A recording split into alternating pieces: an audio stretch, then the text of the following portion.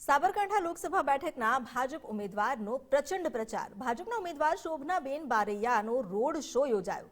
Bhajap કાર્યાલયથી road શોનું આયોજન કરવામાં આવ્યું છે. પ્રાંતિજમાં બાઇક રેલીથી પ્રચાર થશે. ભગવાનની પ્રાર્થના સાથે શોભનાબેન બારૈયાએ પ્રચારનો પ્રારંભ કર્યો છે. ભાજપના ઉમેદવાર શોભનાબેન સાથે ગુજરાત ફર્સ્ટે વાતચીત કરી સિંચાઈ, શિક્ષણ સહિતના મુદ્દાઓ સંસદ સુધી પહોંચાડવાની તેમણે નેમ વ્યક્ત કરી છે. તેમણે સાથે એ પણ જણાવ્યું કે લોકસભાની ચૂંટણીમાં તેઓ બહુમતીથી જીતશે. ઘર અને સાબરકાંઠા બંને જવાબદારી સારી રીતે નિભાવશે તેવો વિશ્વાસ પણ તેમણે વ્યક્ત કર્યો.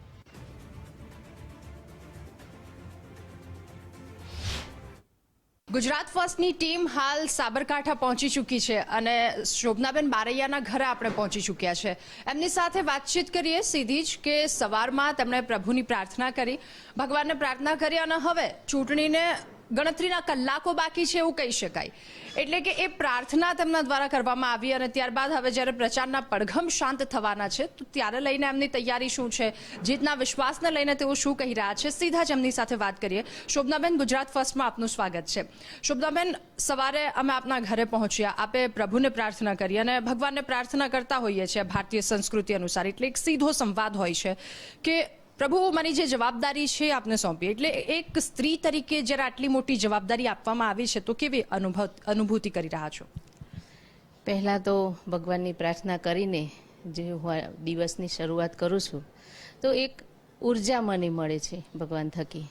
અને એક મહિલા તરીકે જ્યારે હું ઉમેદવાર છું તો આપ જોઈ શકો છો કે હવે મહિલાઓ દરેક ક્ષેત્રમાં આગળ વધી રહી છે, એમનું આત્મસન્માન જળવાઈ રહ્યું છે અને મહિલાઓ પ્રતિનિધિત્વ સફળ રીતે કરી રહી છે. તો મહિલા તરીકે મને પણ જ્યારે હું પ્રચારમાં નીકળું છું ત્યારે જે સમર્થન મળે છે સર્વ સમાજ તરફથી, એ સમર્થન થકી મારામાં એક અનેરો ઉત્સાહ વધી જાય છે અને એના જનતાના સમર્થનના લીધે મને આત્મવિશ્વાસ પણ વધે છે કે જનતા ઈચ્છી રહી છે જે આપણું નેતૃત્વ માનનીય વડાપ્રધાનશ્રીનું છે એ ત્રીજી વાર જોવા માટે. બિલકુલ. શોભનાબેન, જ્યારે પણ એક સ્ત્રી તરીકે ઘરની બહાર જવાનું થાય છે તો આપણે ઘરની જવાબદારીને પણ એટલા બખૂબી નિભાવીએ છીએ. તો ઘરની જવાબદારી સાથે સાથે આખા સાબરકાંઠાની જવાબદારી બંનેને કઈ રીતે નિભાવશો આપ? પ્રતિનિધિત્વ કરવા મળે એટલે જનતાની વચ્ચે જવાનું થાય, જનતાના પ્રશ્નો સાંભળવાનું થાય, જનતાના કામ કરવાનું થાય.